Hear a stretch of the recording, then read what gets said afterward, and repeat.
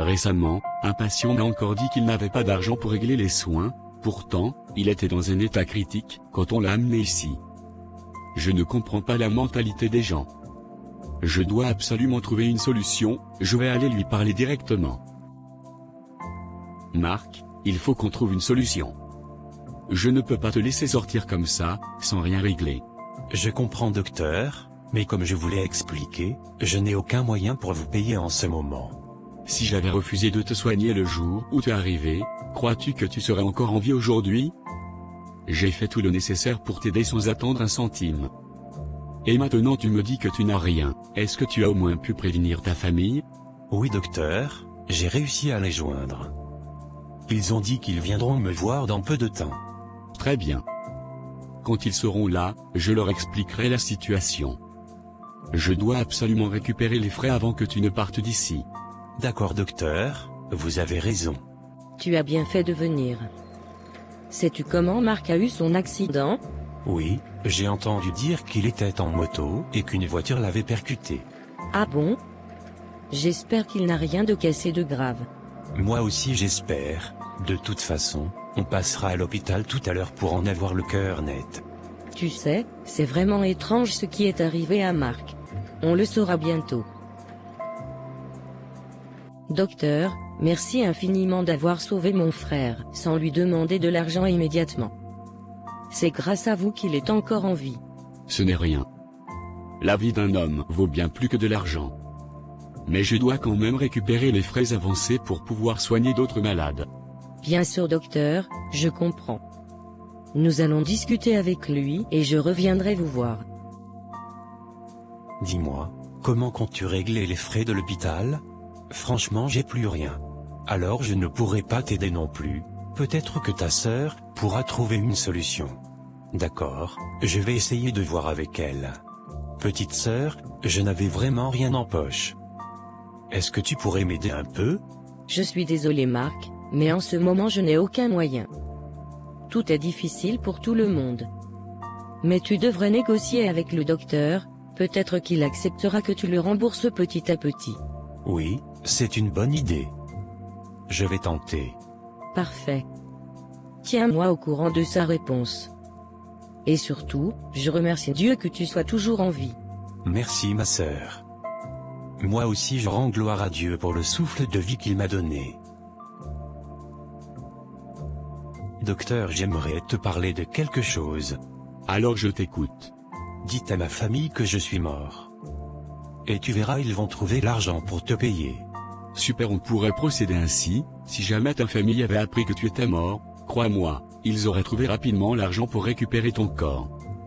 Alors tant que tu n'as pas réglé tes dettes, je ne les laisserai pas repartir avec ta dépouille si jamais il arrivait quelque chose. C'est vrai docteur, c'est peut-être la meilleure façon de vous assurer votre argent. Exactement, et ça me permettra de continuer à soigner d'autres patients. On vient de m'annoncer que Marc a fait un arrêt cardiaque. J'ai du mal à y croire, il allait pourtant mieux la dernière fois que je l'ai vu. As-tu essayé d'appeler son téléphone? Oui, mais il est éteint. J'ai aussi essayé d'appeler l'hôpital, mais personne n'a décroché. Alors je vais me renseigner pour avoir les vraies informations et je te tiendrai au courant. D'accord. C'est confirmé, j'ai appelé le docteur. Il est vraiment décédé. Eh Seigneur. Allons voir le docteur. Docteur, on nous a dit que Marc était décédé. Oui, mais avant de pouvoir voir son corps, il faudra régler les frais de son traitement. Mais nous n'avons pas de quoi payer. Alors allez annoncer la nouvelle aux autres membres. Vous verrez bien s'ils resteront sans rien faire. Une fois que l'argent sera payé, vous pourrez revoir votre frère. Merci docteur. Est-il toujours dans la même chambre? Allez vérifier vous-même. Non, je ne mourrai pas. Je vivrai pour témoigner des merveilles de l'Éternel. Je proclamerai les bontés de mon Sauveur. Il faut que j'aille informer les autres membres de la famille. On va rassembler les sous pour sortir son cadavre et préparer les funérailles.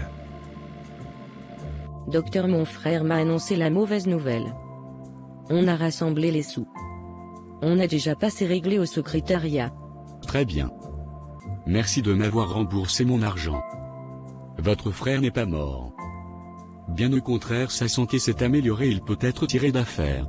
Tu es fou, c'est quelle blague ça? Et mon argent? Donc ton argent est plus important que la vie de ton frère? Quoi? Tu es encore vivant?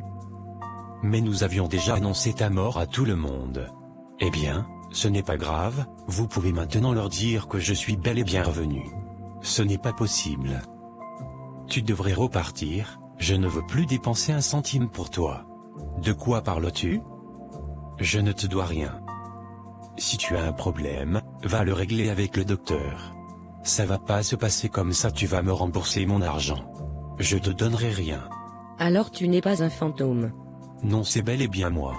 Incroyable, tu nous as bien eus, Marc. Moi qui pensais profiter de tes affaires, je suis déçu. J'ai même mis une partie de mon salaire dans la cagnotte pour tes obsèques. Courage à toi. Dites-moi franchement, c'est comme ça que vous aimez votre frère? Plutôt que de vous réjouir qu'il soit encore en vie, vous vous plaignez pour de l'argent? Le vrai soutien se démontre aussi avec des actes, pas seulement avec des paroles. C'est vrai, nous n'avions pas imaginé le revoir. Merci pour vos conseils.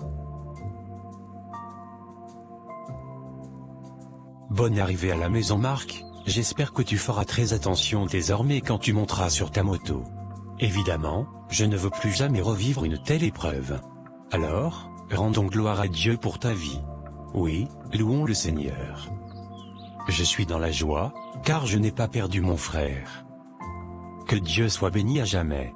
C'est triste de constater que parfois, une famille est prête à organiser de grandes obsèques, mais incapable d'aider un proche à l'hôpital quand il en a le plus besoin. Changeons nos mentalités, aimons nos proches par nos actes, pas seulement par de belles paroles. L'amour véritable est patient, plein de bonté, sans jalousie ni orgueil. Il ne se réjouit pas du mal, mais soutient dans les épreuves.